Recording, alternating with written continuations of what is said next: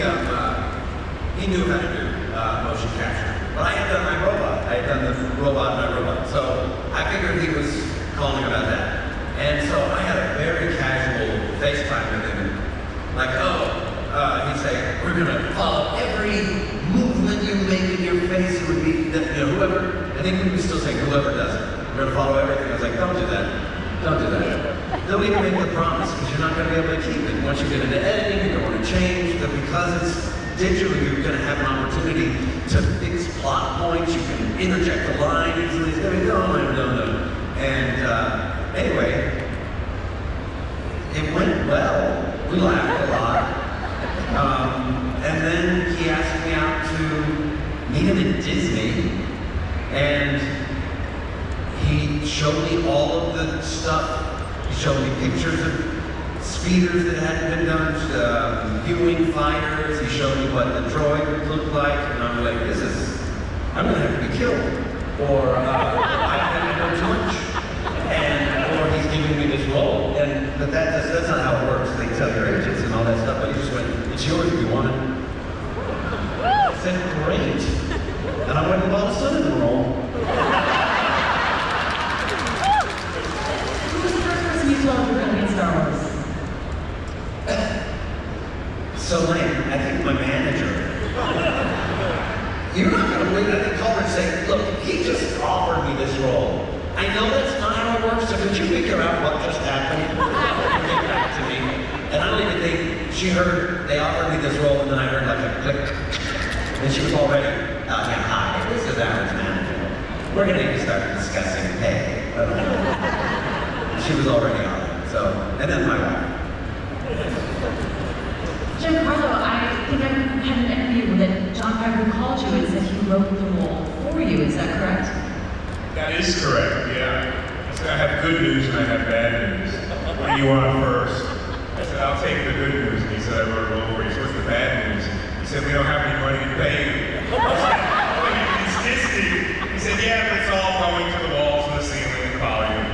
And I said, okay, cool, I like it, what I'm gonna do. We might be able to get you paid in the third or fourth season if there isn't one. You know, it's one of those deals.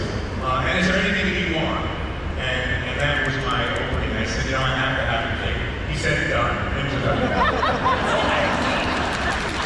What's a great career loss about a cake? Did you get to work with the costume designers about the specific cake, or they gave it to you and you loved it? No, we knew we were going to have it, and so they keep a lot of things from us as actors. We get there, we meet with costumes, and we learn what it will actually look like and feel like. I put everything on, I kicked everyone out of the room, and I stood there in front of the mirror.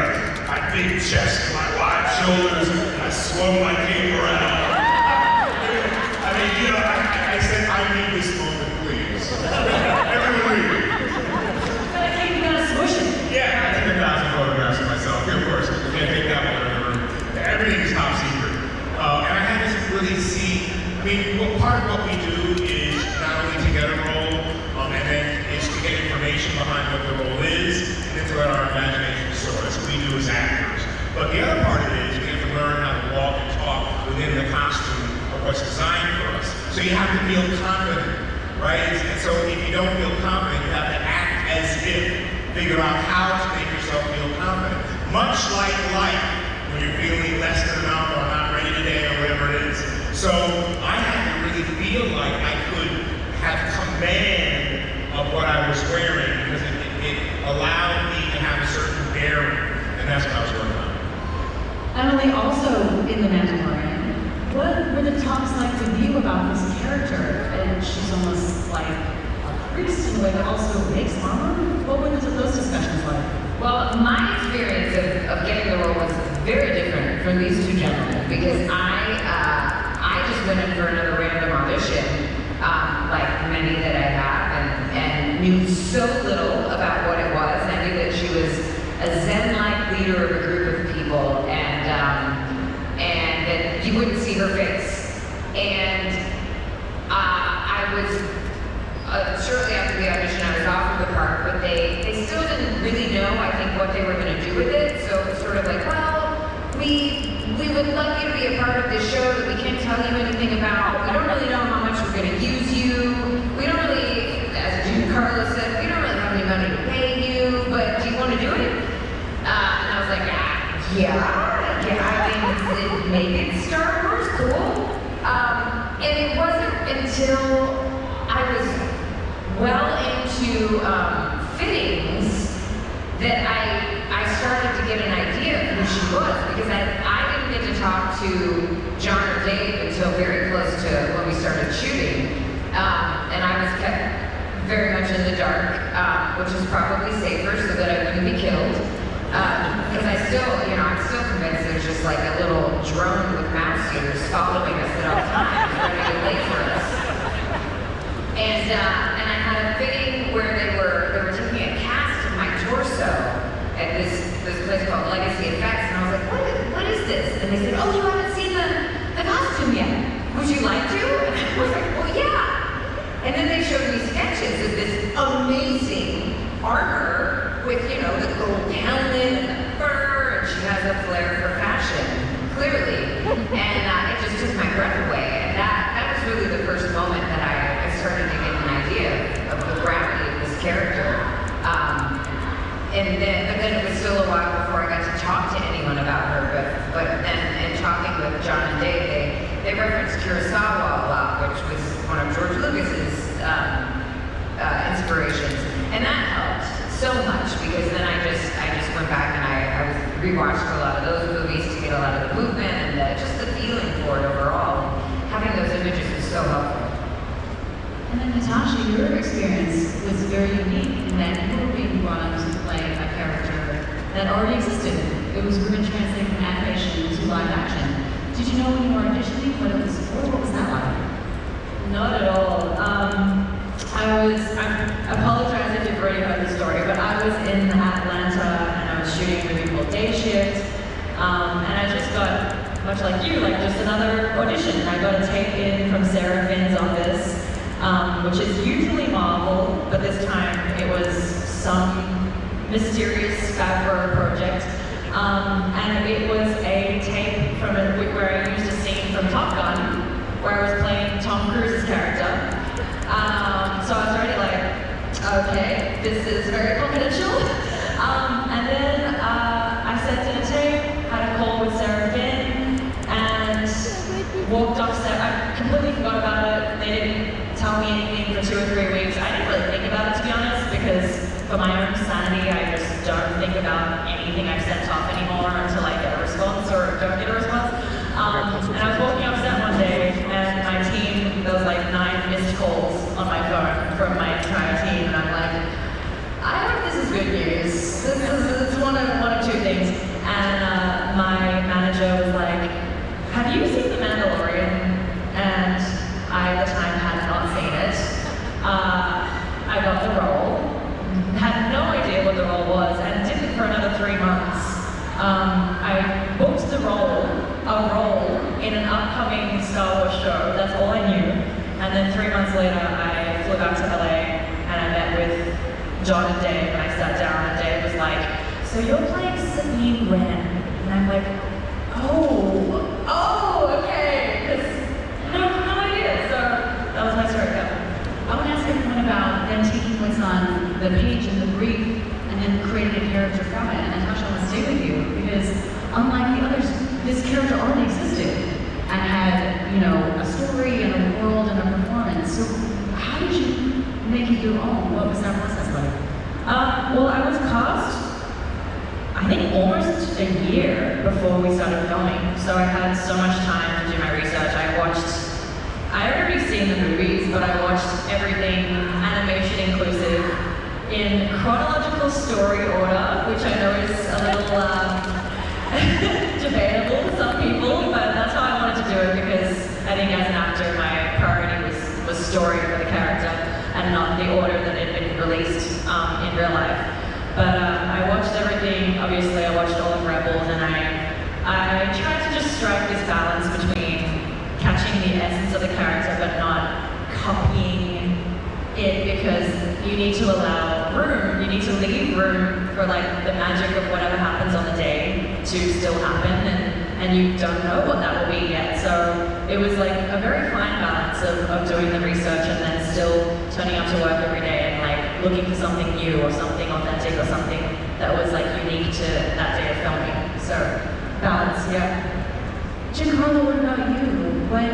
When you got this part, how did you want to portray him? What did you think his motivations were? I mean, it wasn't an empire anymore, but he was still trying to be an empire guy. Because we don't get the script until the very last moment, you have to sort of figure it out in your head. And I wanted to know, I went backward to look at some other moths, because in my original phone call, John said, I wrote a role for you, and it's Moff Gideon. And I went, what's a moth? A moth that flies around. What the hell is a Mandalorian? It was really interesting to me. So I had to obviously bone up and try to figure out what was going on here. And so I went back and I looked at Peter Cushing, who had such a regal air about him, a sense about him, but he was somehow a little bit delicate. And I said, okay, that's interesting, but it's not what I want to play. I was just looking for pieces to put together. And then I realized that what I needed to embody was my own power, and I needed to embody a fierceness. Because Moff Gideon knows everything about everyone, and no one knows why or how. And so he has, he has some kind of internal or some kind of real link to what's happening, i.e. spies or everything else. So I had to make him a guy who had it all, but yet a guy who could fly his own TIE fighter and who was a warrior as well. And so that's a part of my personality. I feel like I've been a warrior in a past life. So I just put all those together. And then when we got the script, I thought some things really worked and some things didn't work so well. But it's not like I was calling Jon Favreau or David going, this scene doesn't work, just rewrite it. I thought, just wait and have an idea.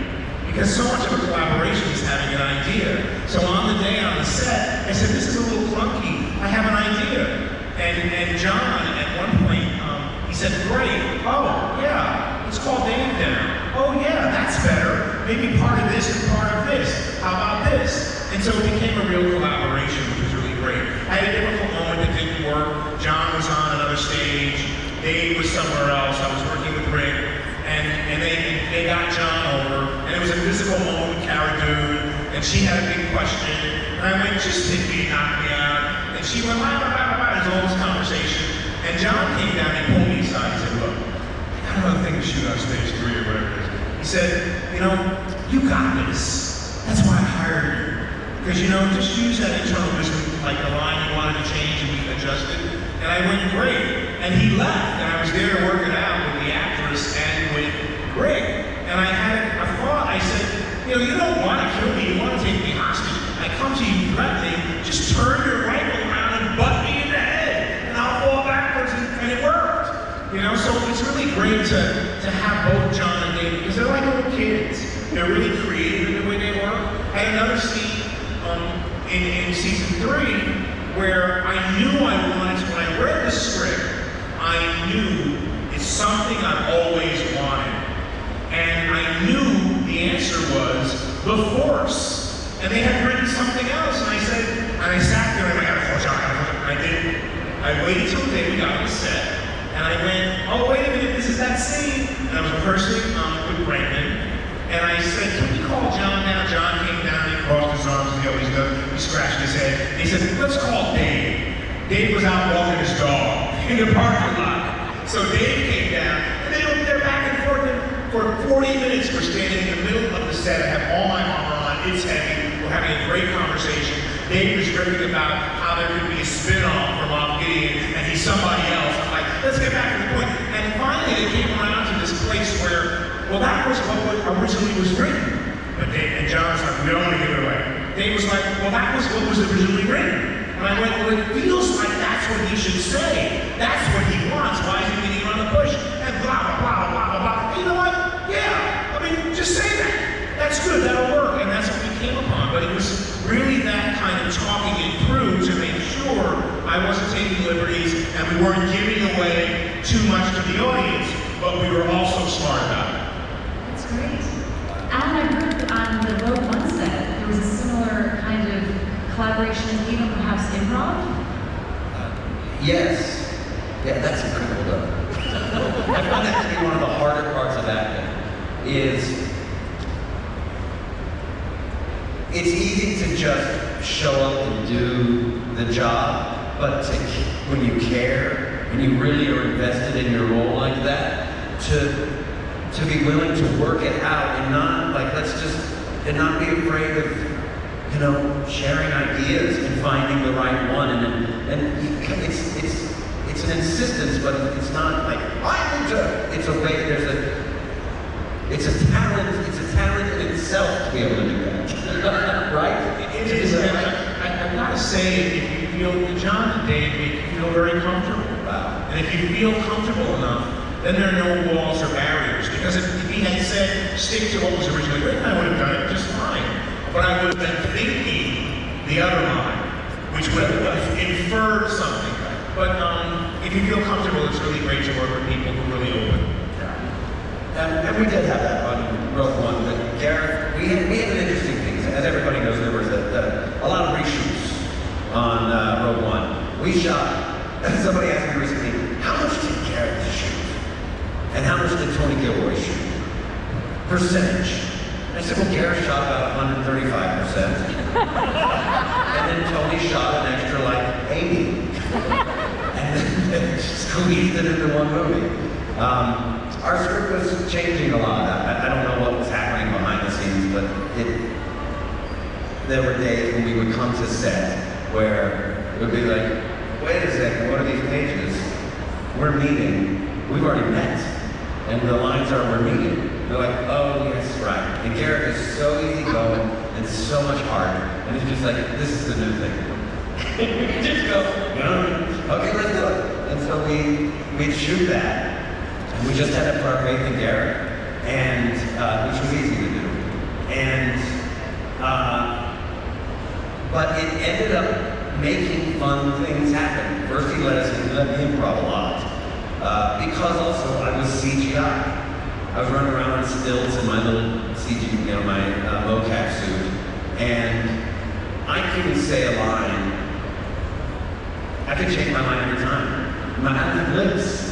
I don't need to screw with my other actors. I need to be respectful of them and keep the scene what the scene is. But if there's a punchline or a line that basically just says, I don't like you, I can have a dozen lines that say, I don't like you. And there were a dozen lines with Jen or so. I was always, no one likes you. Well, it said, no one likes you. When you come in the room, when you're out of the room, everyone talks about you. And then when you come in, they stop. And then when you leave, they start talking about you again. Just like he's a petulant little boy. Well, one day, Diego Luna showed up on set with a cut lip with a bruise on it. And Gareth's like, oh no, what's that? He's like, this thing that I had spent an hour putting on my lip because I get roughed up in that one scene. Oh no, that scene's gone. So now we're doing a scene where we're all in Jeddah, and we realize we gotta get out of here. And so I says, hey, Troy, bring those prisoners over here. And then Stormtrooper and I go, yes, these are, and this was all just for fun. Yes, these are prisoners that I'm taking to prison, to imprison them. And it was just goofing around. And he put it in the movie. He started to say something, and I say, silence, prisoner. And Diego says, what if he hits me here? Because I don't want to go take off this fucking makeup. Just spent an hour putting it on. What if K2 hits me in the face? And that's why I have the thing. And so I hit him in the face. And I say, and there's a fresh one if you mouth again. And Gareth put it in the movie. So it was written, it was fluid. We were just kind of going. And then Tony came in, basically. Tony's really good at he's very smart writer. And he's able to go, oh wait, if you cut this part out and move it here to here, and then put a little scene in here, and then just a shot of this here, and then this, and he brought it all together. It sounds like you brought a lot to K2, because there hasn't been a droid that funny, really, in Star Wars before. Like, how much of the page, at least the pages that you shot, did you bring to it? a lot of what he says is just me saying stuff. Because we were having fun. We had 6 months. I was bored. A little, you know, when you're not on camera, you are given so much free rein. If everything you do is being captured for all of time, then you're easily poking. And then there was a scene early on that I got where they got cut from the movie where we're taking packages off of some transport, and this general goes, "Troy, grab my bags." And he says, "No." And then walks away. And that for me was like, oh, I just do what I want. I do what Cassian says. I'm Cassian's Troy. He's sort of my father. I care only about Cassian. I don't like Jen because she's ruining this cool thing I have with Cassian. And I just play around, and the producers were way on my side for that. There was a line for Jen goes, "All right," instead, "Hey, we can do this. We are rebels" speech, and we're going to steal a transport, and everybody just go grab something, grab anything that's not nailed down. And the line was, and this was a Tony Gilroy, this was during our reshoots, Casey says, "Well, I'm not tied down, so I'll just grab myself." And he holds himself and walks away. I was like, that's a little weird. I don't know about holding myself is strange. What if I just said, "I'll be there for you, Jane." Cassian said I had to. And I walked away. And we called Tony, who was on another set, reshoots me, had so many stages going at once to get this. It's kind of, anyway, I'll just leave it there. We aligned it.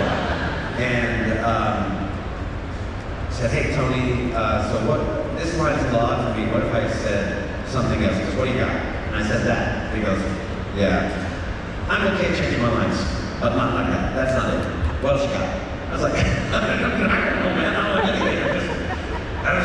That's just what came to my head right now. He's like, "Well, shoot what I wrote, and take care. Bye." I was with the other producer, John Schwartz. He goes, "What do you say?" I go, "Oh, we're not doing it." He goes, "What?" "Well, I like your line. Let's just do your line." Thank you, John Schwartz. So now I sign that line a lot on pictures of Casey West. Cassian said I had to. There's some parallels between Alan and Emily, both the way you perform this role. You perform on set, but then you go into the voice actor as well. So I imagine there were changes. Emily, did you find that as well? Did you also get to kind of say what you want because you're going to dub in later? How'd that work? Well, we recorded everything that I was saying as we were shooting, and I had a mic in my helmet. And so we also though had a lot of discussions about what felt right for any given scene. And I echo completely what Giancarlo said about how wonderfully trusting and collaborative that environment was. It was sort of shocking to me because I felt like I was coming into, Star Wars and John Favreau and Dave, like they're these experts. And yes, they are experts, and they really trust their fellow storytellers. And so we would have discussions. I had some great discussions with John and with Dave and with Brendan, especially about, particularly during season 3, what felt appropriate for how this relationship between the armorer and Din Djarin had grown or not.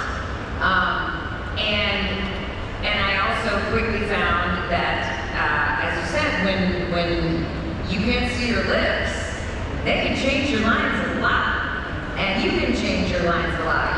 So I also had the experience of them saying, "Oh yeah, sure, try that one, we'll keep this other one in mind," because I remember when I went back and I did my ADR session for my episode of the Book of Boba Fett, I was like, oh, I'm gonna be in and out so fast. It was one episode. I was in there for 4 hours because that was the episode where, man, I was revealing a lot of information, and they were trying to decide how much they should reveal and in what order. And so they had me recording all sorts of different versions of what I was talking about with, you know, tales of eons past and songs of eons past.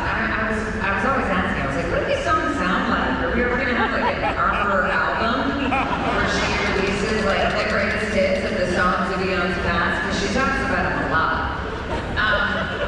And that was really fun. And it also meant that, particularly during season 3, I was doing a convention basically every weekend that the show was airing. And I had to make sure I watched each week's episode before I went to the convention because I didn't know what version of things they were going to use. And I didn't want to give anything away. And there's still some secrets that I know about things that did not make it into those episodes. And I don't know if that means... The throne. I know. I don't know if that means that those things sort of just never happened, or if they will be revealed later, or what. But it's fun. It's really fun to get to know that there's so many different versions of the story that I think are floating around in John and Dave's heads. And there's some things that they're very certain about. They know it's going to happen this way, but then they really trust that there's so much that will come out in the playing of it. And as they see the actors go through these scenes, you know, you can see them get inspired in the moment and try new things, and it's a really, really exciting way to work. I could go on and on, but we are really tight on time. But I'd love to hear from the audience if any audience has any questions. There's a mic in the center. If you want to line up, we don't have time for that many. But sir, yes, you. Hi, my name is Brian, and my question for Emily is: the armor's like a mysterious character, and sometimes you give off a vibe that you're the bad guy. Like in season 3, I really felt that. Says you. So my question is that like written, or is that part of like your performance? Maybe I'm just inherently evil. I don't know. I was shocked when the episode came out that was called The Spies, and everyone that came to my table after that episode, the convention I did that weekend, they were all looking at me kind of sideways, and they didn't trust me, and I had no idea that it might play that way. It actually had me questioning. I went home and I said to my husband, because it was a year since we had shot the season, I said, I have to go look at my script for the last episode and see if they set me up or something, because everyone's convinced that I'm the bad guy, and I don't think I'm the bad guy, but what if they like shot fake scenes? And something's gonna come out of it. Like, I was very perplexed. So it was not intentional, but I guess it was in there. Yes, go ahead. Hey, I'm Elijah. I would like to ask, in character, where would, in the entire Star Wars timeline, where would your character like to be from like the earliest point in the Star Wars universe to present day? Where do you be in the Star Wars universe, or what planet, maybe? Or what you want to do?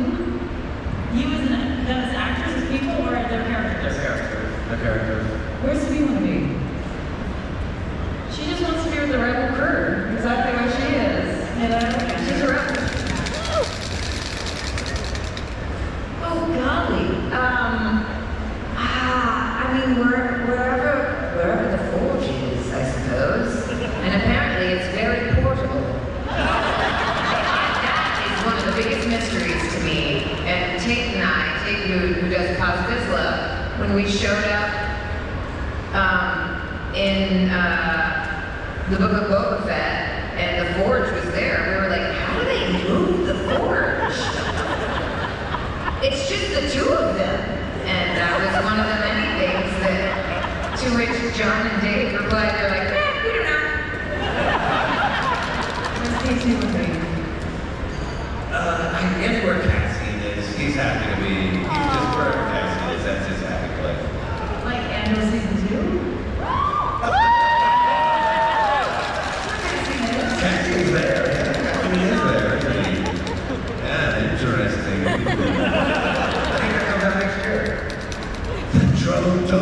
kid was out there. I'll protect you. I love the Star Wars, the beginning of the whole Star Wars story and mythology from the very first movies. And I think in a way Moff Gideon is some kind of incarnation of Darth Vader. And so I think that's where I would be. We like originally. We're doing room enough for both of them now? I'm gonna kick somebody out. Yes, go ahead. Hello, nice to see you all again. I had to take notes.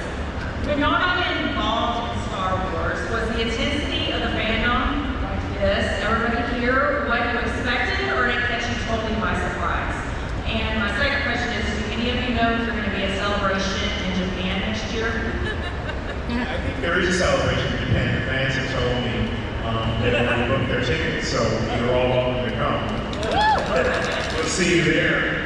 And for me, I was walking in Central Park after doing Cat on a Hot Tin Roof, and the daughter, the father of a girl who played my daughter, we were walking in the park with his two daughters and my two daughters. And he stopped and he went, "Oh, you're going to be in Star Wars." And I went, "What, do you just have a premonition or something?" He went, "You're going to be in Star Wars. You're," and he used to always call me a Jedi. And this is like 15 years ago. And so when all this happened, I think outside of my children, he was the first phone call I made. And because he was so excited because he called it. So all of that had been inside of me for a long time. And when I came into it, I knew that this particular fandom and this particular role and working with these particular people would change how I was seen in the world. It would change my life. And it did. And what it did for me was it allowed me to become a child again. So when we grow up, sometimes we know a lot more than we did when we were young, or at least we think we knew a lot more. But one of the things that I think some of us, or at least I had forgotten, was that there's this child inside me that wants to experience the magic of this existence here and now. And so playing Moff Gideon, as firm and as stoic and as powerful as he is, allowed me to be a kid again. And it reminded me to never lose that. And that's one of the reasons why I come to Comic-Cons. Because it's like that old commercial for Jamaica. Oh, to be like a child again there, right? There's some words like that. It allowed me to really play. And what we do as actors, yeah, we focus, we concentrate, and then if we're really relaxed, then we play. And see, life should be play. 4-letter word, L-O-V-E. 4-letter word, W-O-R-K. 4-letter word, P-L-A-Y. Don't forget to play.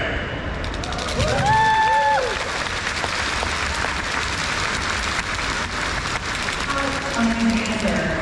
I'm going to end on that, but also do want to hear how has the fandom real quickly surprised you once you became part of the Star Wars family? I mean, my first experience of Star Wars fans was a stadium of screaming people.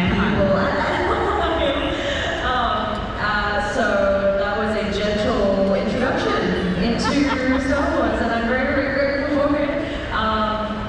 That was my day one, so yeah, it doesn't get more intense or awesome than that.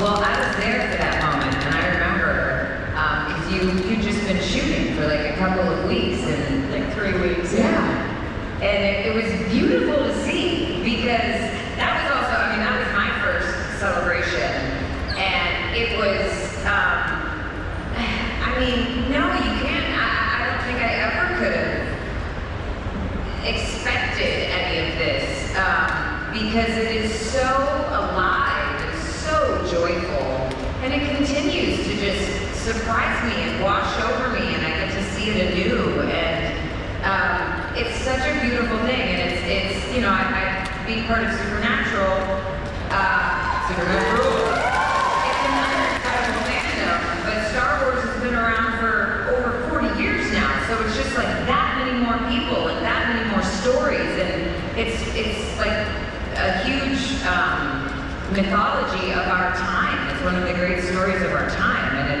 it's you guys are just absolutely incredible. Sure. Yes, it's been amazing. I want to keep it quick. So where we were in the release of the movies and the shows and all that, we came out, or the new one that came out, J.J. Abrams, called The Force Awakens. Right. Thank you.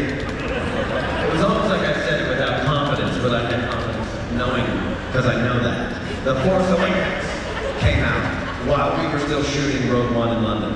So we all went to the premiere. So we were in cars as the cast, just invited along. Nobody knew our story, where we fit. But it was in Leicester Square, and we got to drive there. It was just crowds of people, and our cars going slowly through, just people screaming and going insane around the car. And that was a big sort of baptism of like, what is happening? And then when we sat in the thing, it was like, isn't that the Prime Minister? David Cameron, that asshole. The one who brought about Brexit. He's like, no, they won't vote for it. Let's put it up for a vote. Anyway, he was there. So it was big. It was big. It was very big. And it hasn't let me down since. It's been consistent.